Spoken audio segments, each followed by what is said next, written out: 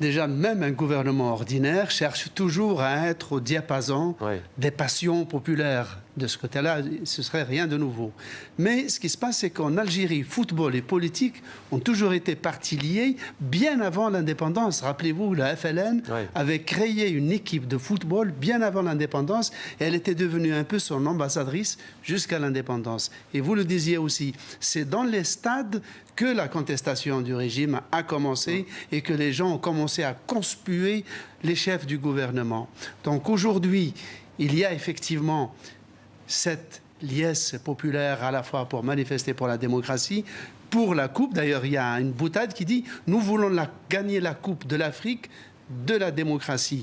D'ailleurs, Slimane, n'oublions pas qu'il y a 10 ans, lors du match de barrage entre l'Algérie et l'Égypte au Soudan, l'Algérie et le pouvoir avaient déjà envoyé des avions militaires. Ce sera encore le cas pour cette finale? Oui, et c'est l'armée. C'est-à-dire que l'armée a décidé de mettre au service des supporters 7, 8, peut-être même 9 avions pour organiser une sorte de pont aérien pour transporter les supporters gratuitement jusqu'en Égypte et les ramener ensuite. Et d'ailleurs, ces supporters en Égypte manifestent régulièrement avec les mêmes slogans qu'on voit à Alger, notamment le slogan maître et talon, c'est « ils doivent tous partir ». L'un d'eux avait été expulsé par les autorités égyptiennes pour avoir exhibé cette pancarte. Il a été condamné à 1 an de prison et il est en prison.